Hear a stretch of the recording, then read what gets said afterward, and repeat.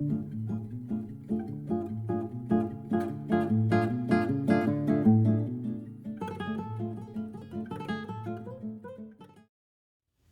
into another Monday, 5 minutes with Sean, maybe 10. Today is a special day. It is the 8th birthday of CarBiz Done Better. Yeah, right. Happy birthday to CarBiz, to the logo that we all love and work so hard for. So I thought with 8 years in mind, it would be fun to talk about 8 lessons that I've sort of learned along the way about being an entrepreneur. And there's a lot of things out there about what it takes to be one, how you have to be one, where you should be at a certain point. And I think a lot of those things tend to drive people nuts. And so a common thread throughout my discussion today will be that of expectation. So let's start with, it's no particular order. I have them numbered in front of me because I have a bunch of crazy notes. That's just how I roll. So number 1 for me is self-discovery. I didn't realize that being an entrepreneur, working as hard as we have to get to where we are, would come with this added side note of finding out more about me and what I really want to do with my life. And when I talk about self-discovery, I mean the fact that I was someone who thought the only way you could accomplish things was in 60, 70-hour work weeks. Reality is you can actually get a lot done in 25, 30-hour work weeks if they're extremely focused and specific. And so being specific and doing things with purpose has become extremely important to me, not only at work, but in my personal life. So that was a cool, self-discovery, finding out more about me as a person. And then that was sort of as we developed our product and found out more about what it was and what it was bringing to the table, those same sort of, discussions came up. Lesson 2, be strategic. Anyone who's starting out a business, I don't care if it's just starting out a business as a salesperson, be strategic in the alliances that you make. Not every person you meet is worth doing whatever it is they're asking you to do. It's something that has to do with make sure that you vet things that are in line with who you want to be as a company and what it is that you want to represent. And B, make sure that if you do form those alliances, that those alliances stay two-way streets, as my boy Bill Schomburg says. Because if they turn into a one-way, you lose out.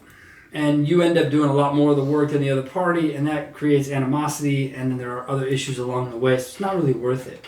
And also, be careful. If you're going to get your skin in the game, right, you're going to have financial obligation to a partner or a client, make sure you're upfront about that and where you stand with that, how that makes you feel about the situation, because the money is a weird discussion point around many of us. And so that's one of the, again, things that I've learned is just being as transparent as possible on the upfront there. 3, pay no mind to other people. Focus on what you're trying to create, who you're trying to be.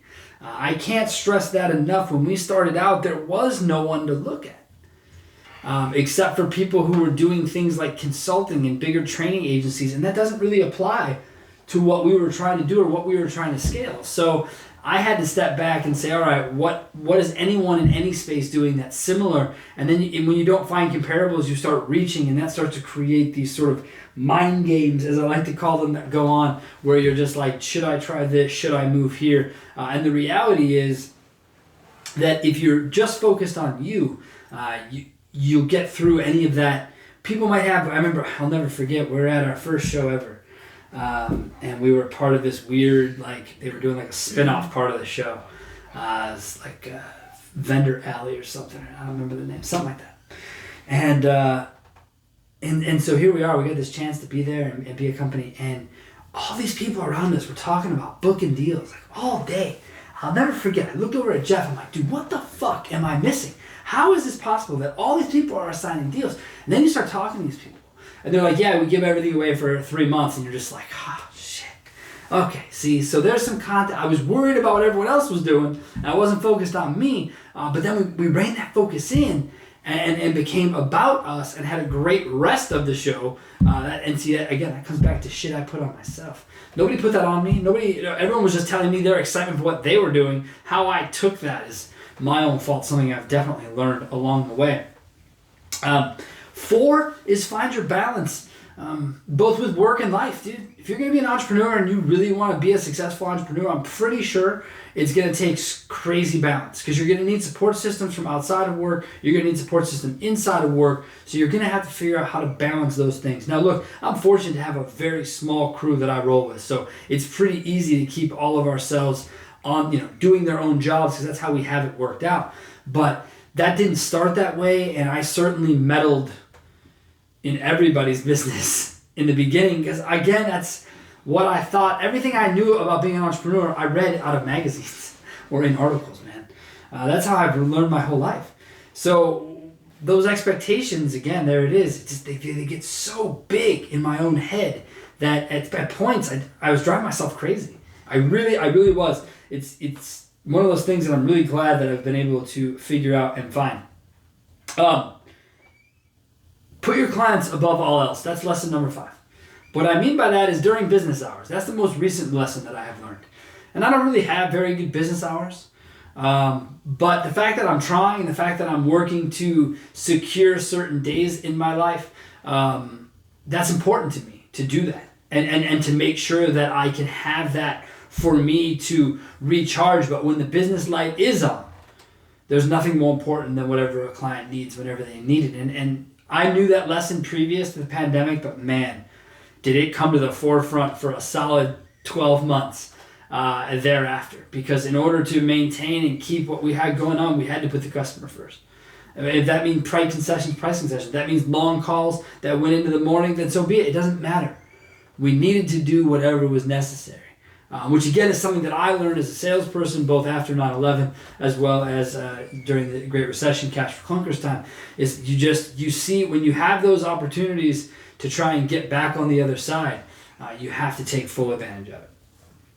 All right, that was number 5. Number 6, don't rush the profits, which I get is super easy for me to say 8 years in, but there weren't much for like... 5? I'd say 5 years. 5 years, I was working on money that I had made when I was 17, 18 years old. So that is, it was different. But again, we didn't start this company saying to ourselves, let's get big, get rich, get sold. It was never the point. So at some level, we knew, whether I wanted to admit it out loud or not, there was going to be a grind to the profit. It was going to have to be, especially trying to create a new vertical, if you will, inside of automotive under the idea of vendor management. The term is everywhere now. Dude, that term, we started that term. I'm going to tell you guys, I really don't, in automotive, and I hear it all the time now, and it used to really piss me off, because I used to focus on other people, and I'd say, oh my God, another competitor, someone trying to do what we do. Everyone ends up fading away because ultimately they rush the profits, or better yet, they're an agency or someone who sells marketing who then pitches they can be a middleman. And nothing is more humorous than that to me, because you can't be. And I can tell you that because we're not marketers, and it's tough enough being in the middle. So if you already have marketing in the game, there's no way you can look at it objectively. I don't care who you are. That's like telling somebody to agree with you their kid's ugly. It's just not going to happen. And so, but my ability in life is to be able to say that the kid's ugly and not really care. And that's the business. And it's hard business. Most times people are not fans of those discussions. But that's because that shit's important. And we have to say it. We got to stay on them about it. And that's really at the core of who we are and why we're here, is to continually work on behalf of dealers and make sure that they understand all that's good, all that's bad, and certainly all that is ugly. Here we are at number 7. I have embraced the journey. If I could go back 7 years, knowing what I know today, I'd kick my feet up, right? I mean, but it would be a lot easier on my psyche for a solid 2.5 years in the beginning. When we started, we got sued by a previous employer, so it made life right out of the gate pretty difficult. But again, my wife and I, we did this calculated. We knew what the potential was of not making any money for a specific amount of time. We took these risks for a reason. Our biggest concern was making sure that our business partner, who did not have any of the safety net that we had that. And that's why money was the first and foremost discussion that any of us ever had. Because money will ruin shit. Whether you got it or you don't, either way, people act different. I try to warn people all the time. If you've been used to making 40 grand, all of a sudden you make 80, 100, slow down. Act like you make 40. Because if you really want to take a shot in life, you're going to need your own money. Right, Tim DeJesus? That's what we were talking about the other day. You got to be out there with your own. Cash is what makes it go round. It sucks, but the only reason we could take the risk is because we had the net. Not everyone has the net. Some people are riskier than me. My business partner, to some extent, was riskier than me. Granted, I was risking my kind of reputation in the vertical, but he was putting his ass on the line too. And again, when you do that, you come together, you embrace that journey, you look at it. And we don't do enough of it at CarBiz. We have always said that. We used to make a big deal out of anniversaries like these, but we haven't. Because work gets in the way. Shit gets out of there. And it ends up being like a high five, which is cool. But at the end of the day, it deserves more celebration. This has not been the easiest track. All right. Number 8, and the most important thing, and I've said it already 3 or 4 times, set realistic expectations. That does not mean goals, people. I do not mean revenue goals. My God, I think I went through like a 3-month period where I thought we had to have some sort of acquisition goal or some bullshit like that. And the reality is that we didn't really have anything to sell.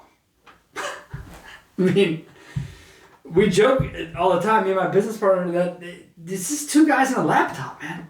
That's what this was before the logo was born. It was just 2 guys and a laptop trying to figure out exactly what we could offer people that would be of value. And when you start digging through it and seeing it, realistic expectations of everything. Because I've tried it all. I've tried salespeople. I've tried call center. I've tried every dumb thing entrepreneurs go through. Let me save you the time and effort, entrepreneurs. Don't bother with any of that bullshit. If you can't grow it from you and the people who are going to be involved with it, then don't bother. Because getting other people involved who aren't invested like you are, or trying to get them to buy into your vision, mainly isn't worth the time. Yes, it can happen, sure, but for the most part, you need to be able to be in it for you. And I say this all the time, but CarBiz started taking off when we stopped trying to sell CarBiz.